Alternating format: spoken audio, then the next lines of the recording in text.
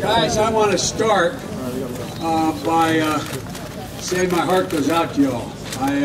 But I also want to have the big guy here say to all of you what he just said to me. Why don't you tell what you just asked me? Okay. Can you help us fix my grandma and grandpa's house? Yes, I can. Yes, I can. I tell you what. Look, folks, you know, I was in the valley here. I'm actually from Scranton. I hope you don't hold that against me, you know, being upriver. But I want to thank the governor and the congressman and my old Greenreach buddy, Bobby Casey, for asking me to be here, and thank the mayor. I tell you, I've unfortunately, like the governor and my colleagues, we've unfortunately witnessed a lot of disasters over time. But I tell you what, Mayor, you seem like you got a handle on this stuff as well as any mayor in any town or city I've ever gone into when there's a disaster. Folks, look, I know from my own personal experience that there is nothing we can do to make you whole, in the sense that a piece of your life, a chunk of your heart, has gotten ripped out here. When you have 4 or 5 feet of water in the first floor of your house and you lose that first Holy Communion picture of your grandson or granddaughter, or you can't find that wedding ring that got washed away, or you can't, you know, you go back and look at that picture of the picnic the last time in the backyard with your mom. Those things we can't replace. Those things we can't replace. But all I can tell you is they're going to stay in your heart, and you'll get through it. First time I was here as a young senator, I used to be young. I was 29 years old when I got elected to Senate. The first job I had was a guy called me up and said, "Biden, get your rear end up to Wilkes-Barre." I swear to God. Anybody remember Congressman Flood? Yeah. Well, you know I meant what I said. When I said, he said, "Biden." And I said, "Yes, sir, Mr. Chairman." And I happen to be chairman of a committee, which doesn't mean anything, except I was in charge of what used to be called the Public Works Committee in Disaster Relief.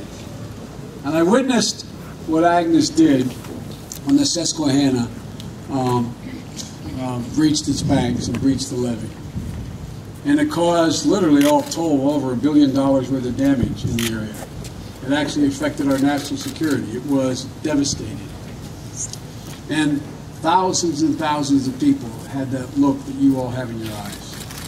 Thousands of them. And you know it. You remember. Some of you remember. You had friends who were wiped out then. Well, the truth of the matter is, although it was more stealthy and no one really anticipated it exactly what would happen, you actually had more rain fall here as a consequence of Agnes and Lee than fell at the time, in Irene and Lee, than with Agnes. The governor knows it all too well. He's been responding all around his state. The state has been devastated, east and west. I was just out in the Erie area. I was out in Pittsburgh. I was out in Johnstown. Johnstown didn't get it very much, but I watched throughout this state. And I know a lot of you are frustrated. I met a young woman who said, "Look, I'm not working. I have a job, but I have to do with my house, and what am I going to do? And I'm going to have no income coming in, and I've got fuel in my basement, and I don't, and obviously distraught right here on this street just a few minutes ago." Well, folks, it can't be done immediately. But these guys over here in the hard hats, by the way, what's the name of the outfit? Miracle. Miracle. I tell you, it's appropriately named. I tell you, I'm told by the mayor and by the congressman and senator, you guys have done a heck of a job so far. It's hard for some of the press from out of town to understand that this was a river. Where we're standing right now was a river flowing through here in a way that wiped away more than homes, wiped away a lot of dreams. But folks, you can and you will come back. You can and you will come back. Bobby Casey, I call him Bob, at least. I was a friend. I'm halfway between his father's age and him. So, and we grew up 4 blocks away from each other in Scranton. But You know, guys in the Senate yesterday, with the help of Bob, they passed a $7 billion bill because FEMA, which is in here, is running out of money. They have $300 million left, and they're running at, you know, $30 million a day in their cost. President of the Red Cross is here. They've sheltered over 2,000 people here in Pennsylvania in emergency shelters. And right now, it doesn't seem like, to all of you, that there's a lot of hope. I mean, this is a couple days after, and in the case of the actual flood, a couple weeks after, and it's not happening yet. But it will happen. We're not going anywhere. Congressman, Senator Casey, they're not going to let anybody walk away from the requirements we have. FEMA, the Federal Disaster Agency, they're going to put you back in the place you were, help you get back in the place you were before this storm. But that's not the only help that's out there. We'll get you temporary housing that'll be decent for you while your house is being repaired. You're eligible as a homeowner, even if you're a renter. You're eligible up to $30,200 to provide for housing and get your house back in order. Beyond that, there's other things you're eligible for as well. You're eligible for, beyond that, for small business loans. There's community block development grants the governor knows about from the days when he was in Washington. Your congressman knows, your senator knows, and their means much to help the mayor. We were talking about wastewater, treatment. Well, you got to get that. You got to get that wastewater taken care of. You got to build that plant back up, and the dike. And so, folks, look, we're not going away. We're not going away. You got somebody here going to be here full time from the federal agencies. The governor has people here, and both your members of Congress are relentless in making sure that what we are able to do, we do. And I want to tell you, these guys are good. We've done it before. We've done it before. And those of you who are as old as I am, and none of you women are, some of you guys are, but those of you as old as I am, just go back and think. Think what Wilkes-Barre looked like.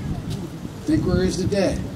There's no reason we can't get that levee back. There's no reason why we can't get the wastewater treatment back. There's no reason why this street won't look like it did before. Like it did before. And better. I was telling some folks, in a very different situation.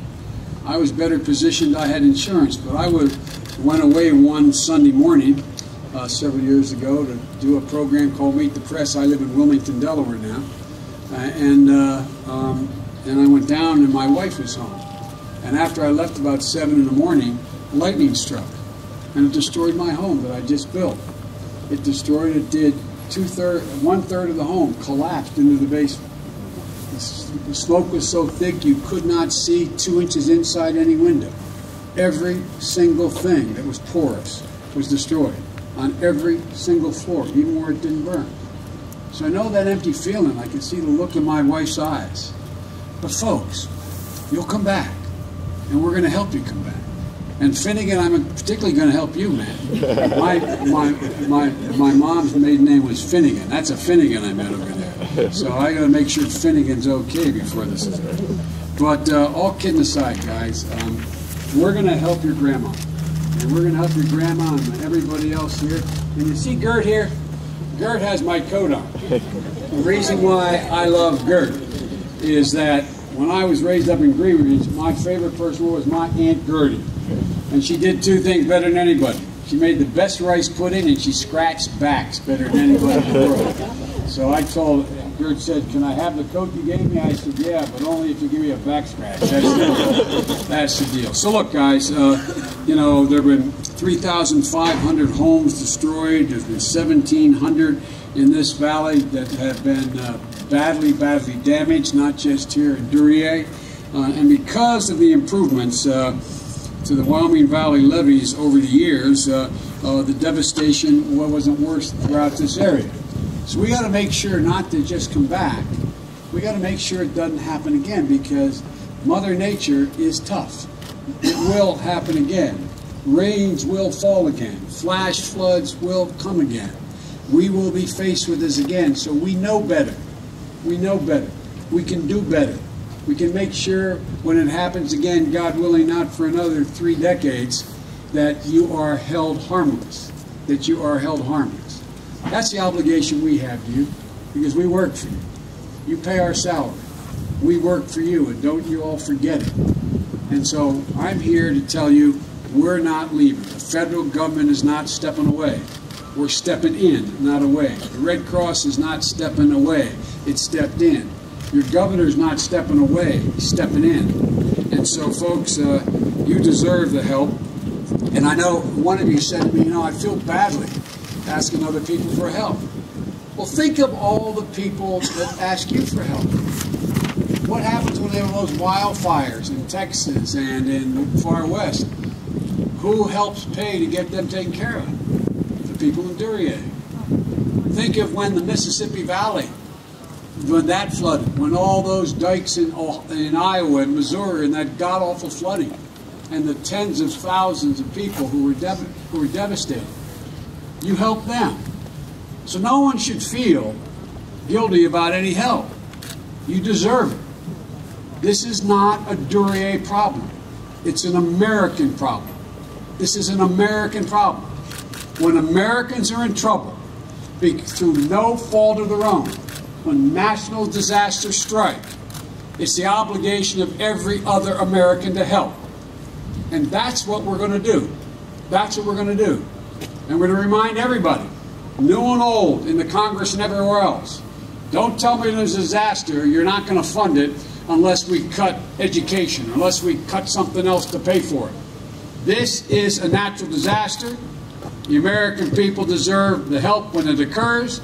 You in Duryea have been hit badly, and we're going to help you. And both your members, Democrat and Republican, in the House and Senate, are going to fight to make sure the funding remains. And it's not just FEMA. It's not just the emergency help. It's not just the SBA. It's HUD and the housing department is going to be here to help afterwards. It is community block grants that are available to help afterwards. So this is not a one-time deal. So I ask you to have patience. And as my grandpa Finnegan used to say, keep the faith. Just keep the faith. But every time he'd say that, I'd walk out the door and you'd hear my grandmom yell, Joey, don't keep it, spread it. We're going to spread the faith here, folks. We're going to get this done.